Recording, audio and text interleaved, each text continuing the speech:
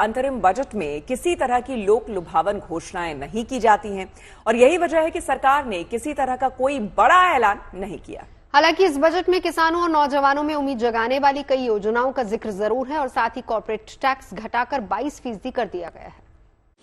Honourable speaker, I present the interim budget for 24-25।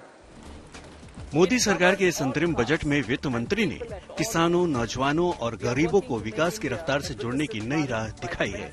Budget में tax slab में तो कोई बदलाव नहीं किया गया, लेकिन पूरे बजट में गरीबों, महिलाओं, नौजवानों और किसानों पर ही फोकस दिखा। इस बजट में रिसर्च और इनोवेशन पर 1 लाख करोड़ रुपए का फंड बनाने की घोषणा की गई है। इसके साथ ही स्टार्टअप्स को मिलने वाली टैक्स छूट का भी विस्तार किया गया है।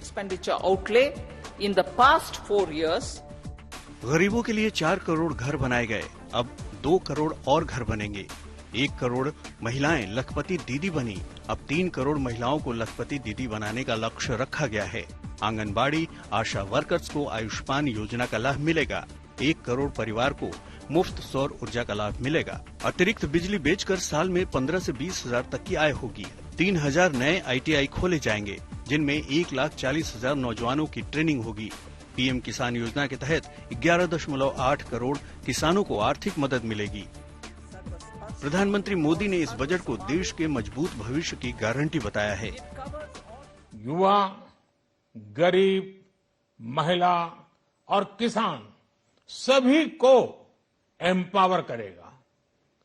निर्मला जी का ये बजट देश के भविष्य के निर्माण का बजट है।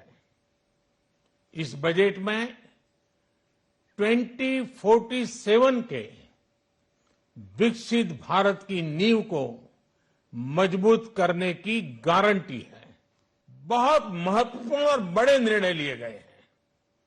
नैनो DAP का उपयोग हो, पशुओं के लिए नई योजना हो, PM मत्स्य संपदा योजना का विस्तार हो और आत्मनिर्भर ऑयल सीड अभियान हो।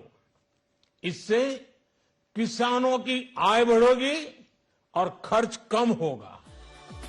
इस बजट के तहत वंदे भारत स्टैंडर्ड के 40,000 नए कोच सामान्य ट्रेनों में जोड़े जाएंगे, जिससे मुसाफिरों को बड़ी सहूलियत मिलने की उम्मीद है। Bureau report, good news today.